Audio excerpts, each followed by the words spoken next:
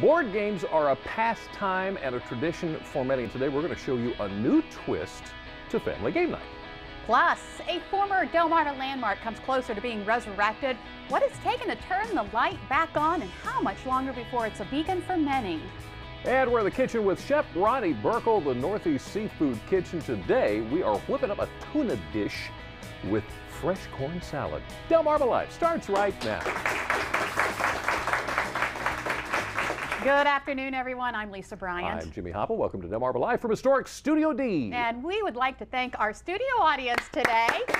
Welcome. The coolest place on Delmarva, I'm sure.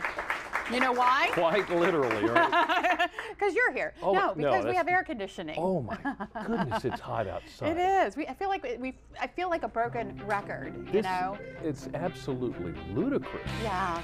We've had a couple heat waves so far this summer, and because of that, we're hearing about burn bans happening in Wicomico, the latest to announce a burn ban that started today. Mm-hmm. There are some exceptions, though. Gas and charcoal grills for their proper use, of course.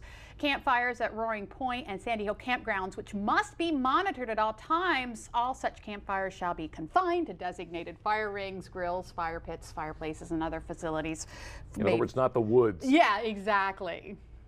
Also, you can have recreational campfires on private property and public campgrounds. They have to be little, though. It's like, what, 2 feet? 2 feet and no higher than 3 feet, so don't build a bonfire. Yeah, no. Not a good thing. And then, of course, the staging of professional firework displays, which means if you have anything left over from last night, you know, they sell those fireworks and sparklers and things, you can't, I don't think you can use those. Was there any particular reason you brought that up? No, I mean, I just know some people didn't use up all of their Okay, let me tell you the story. Here's what happened. I went through this elaborate plan. I really thought it was a good plan. Picked up a ton of sparklers, over 20 bucks worth of sparklers on the way home the morning of the 4th of July. Get home, set out the water sprinklers so the grass is wet, just doing whatever I can to minimize it. Heard a great story on WBOC News about how hot these things burn, so I had all my work gloves out for the kids to hold the sparklers. I had an old tin coffee can to put the burned ones in. I had a candle set out so that they could light them, burn them, put them in the can. You thought of everything. I had it all covered. Yeah. And they took off for the fireworks show and forgot them.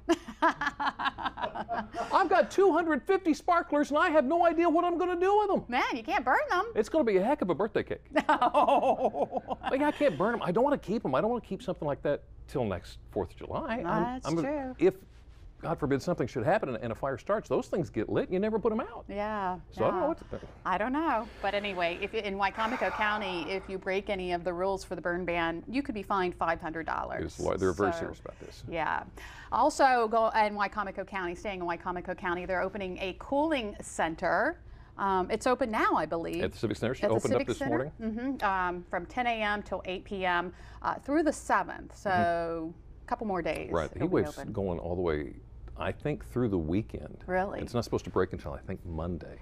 So it's not going to. And, you know, if you, and there's also transportation available to the cooling center as well. You can always give them a call. There's a number, 443-260-2300. If you need, if you have medications, bring them. Food, bring it. They supply water. They supply water? They supply the water. So don't bring the pets. Right. Take care of the pets. And of course, if you want to see where other cooling stations are on Delmarva, you can log on to our website, delmarvalife.com, and we have a list there. And there's a lot of them. Several places open up. And of course, there's always the mall, the library. And we know you're tired of hearing this. Check on the elderly, keep drinking water, but this is a heat index past 110. Yeah, we've already had a couple deaths from the heat in the area, so yeah. Please be careful. Right. Please be careful. Big 4th, did you have a good 4th of July other than so wonderful 4th of July other than the leftover sparklers. Yeah.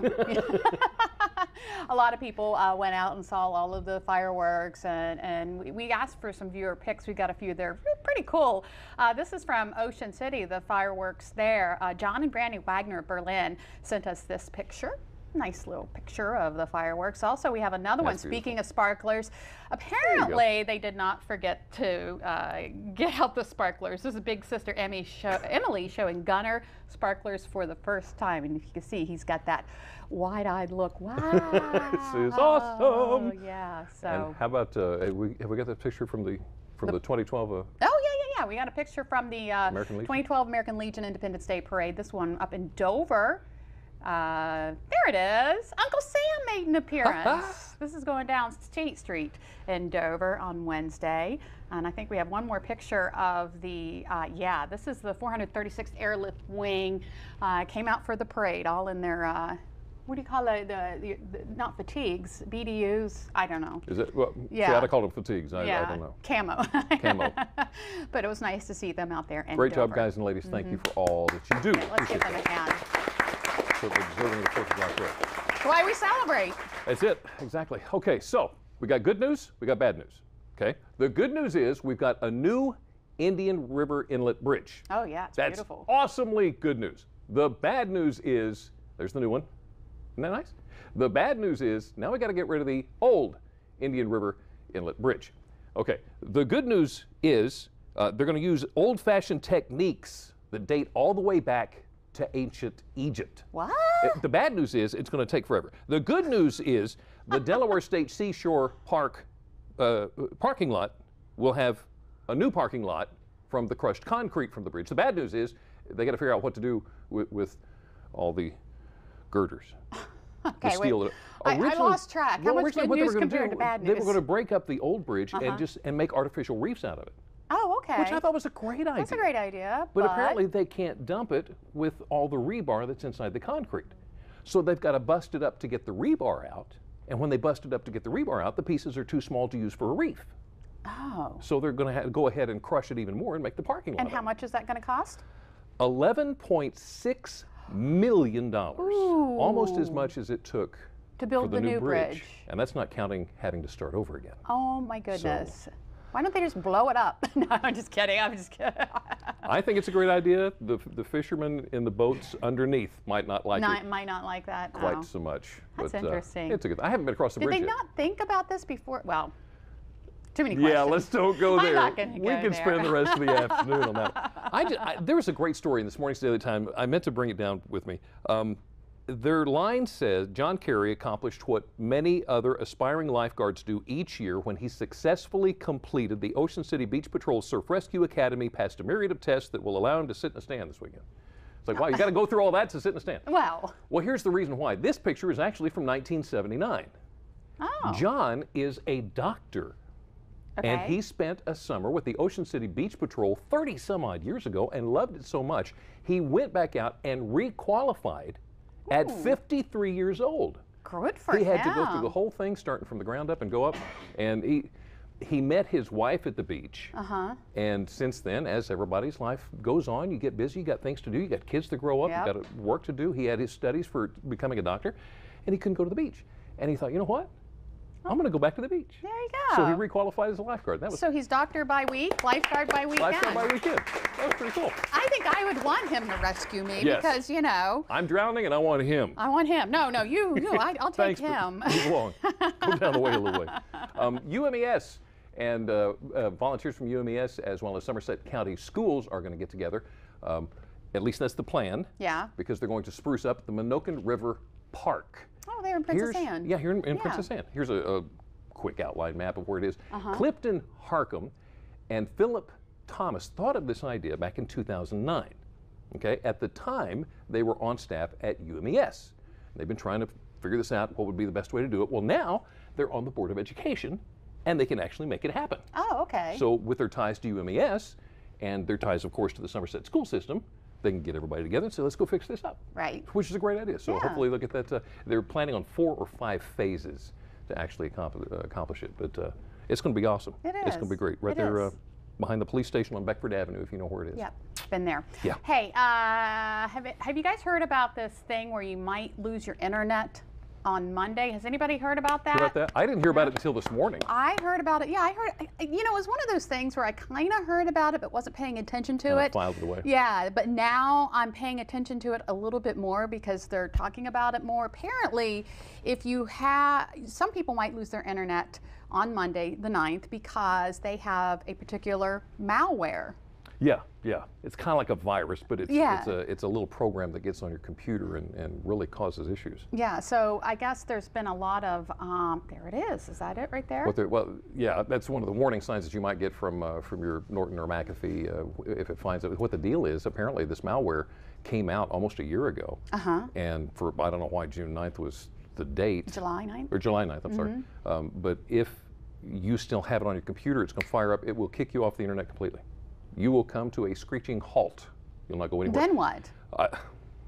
You're going to have to take it in. Somebody's going to have to Seriously dissect your computer, I guess. Well, apparently you can go to different websites to find out if you have it or not, or what to do to make sure you don't have it, so you're not stuck on Monday. I think FBI set up a website. Yeah. Somebody else set up a website, and it's not going to be pretty. They're predicting 64,000 computers probably still have it despite all the warnings. So hopefully it's not something that they'll pass on to you. So update your protection program if you got one on your computer. If you don't have one. Is that something that somebody like developed, like a person developed to say, you know, on July 9th I want? I guess so. And why? I don't understand. Why would you do that? The people that come up with all these viruses, why? I don't know. Shut down my computer? Well, I hope you got a grin and giggle out of that. Anybody here ever been to Chuck E. Cheese at the Salisbury Mall? You know the big mouse?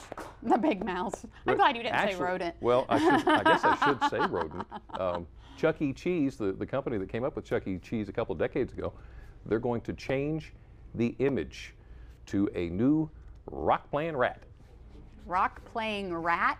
How about that? Wait, he went from a mouse to a rat? From a mouse to a rat. Well, let me tell you the rest of the story. They actually came up with the whole image idea. Like I said, decades ago, they had this one guy that voiced him this entire time. Now that they're going to the electric guitar playing rodent, it's just the latest makeover they've done.